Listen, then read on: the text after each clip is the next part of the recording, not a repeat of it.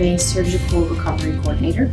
I go to the OR when a donor is ready for either withdrawal or to proceed with donation, set up the OR, coordinate with anesthesia, the circulating nurse, and our surgeons, make sure everyone has what they need before we get started, follow the procedure until finish, and then make sure that the organs get out the door in a timely manner to where they're going.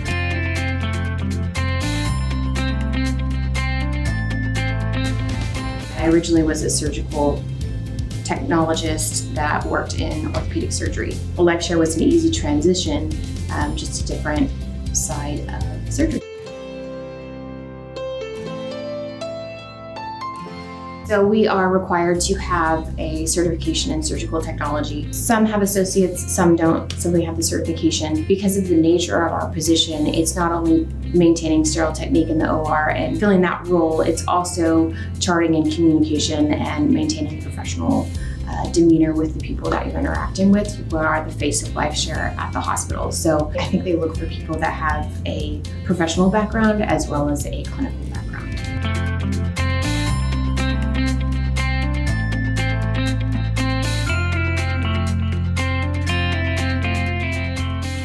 The operating room is organized chaos, especially during donation. So my advice to anyone wanting to fill the role as a surgical recovery coordinator is to get as much experience in a typical OR before you come to donation. A typical OR is usually, except for in emergent situations, is a little bit slower, a little more on pace. And you usually only have one or two surgeons involved or one or two residents with those surgeons. When we have a multi-vis case, we're taking all of the organs. There could be a surgeon, a resident, and a coordinator for each organ involved. We take up to 8 organs. So that's a lot of people in one room. And they're all strangers to each other. They're all from different parts of the country. So managing all of those people in the time frame that we are restricted to make donation possible is challenging. The two of us are at the helm of that, managing all of those expectations and needs and timeframes. So again, my advice is to get as much experience in surgery in a normal setting before you come to donation. We work 24-hour call schedules as well. Sometimes you work that full 24 hours and sometimes you don't. But a typical case for us is going to the OR when we get notification from our ORCs that we're going to the OR, what organs we're recovering, doing a lot of pre-packing and pre-planning, getting to the OR, doing the procedure, and then maintaining the organs. We put kidneys on pumps before we send them out. So it's make sure that the pumps are calibrated correctly and maintaining the right temperature, and then sending those out. So a typical day is usually spent largely at the hospital.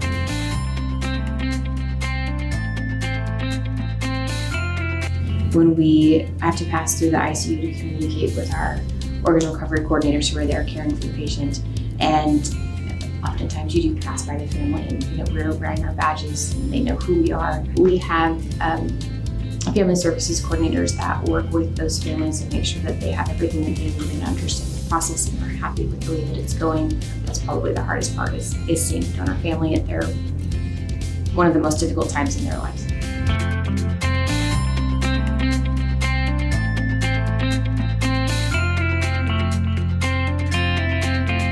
When you're in surgery, it's very rare for someone to die during surgery. So the circulators, anesthesiologists, scrub techs that work in the OR very rarely deal with death. So being able to educate where the organs are going and the lives that we are saving and the purpose of why we're there, it's not just death. There is a silver lining to it. I like changing that perspective for the people that aren't necessarily keen to the idea of donation in the beginning. So we have the 8 major organs, kidney, liver, or heart, lungs, pancreas, intestine. But then there's also heart for valves. Even if you don't donate your heart, you can take your heart for valves. We're also taking organs for research. So we don't currently, but we're working on breast tissue and ovaries and prostate for research and potentially, hopefully, for donation one day. We're also taking dorsal root ganglion for research.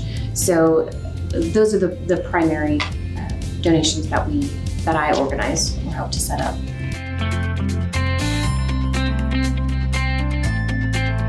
Typically, you have to be on the list for UNOS. UNOS is the United Network for Organ Sharing, and they have a system where they prioritize the sickest person or the person that's been dialysis the longest is on the top of the list. Also, some people not only need kidney, but they also need a liver. So then that's prioritized differently. So to receive an organ, you need to get on the UNOS list. You can also receive a kidney through a living donation.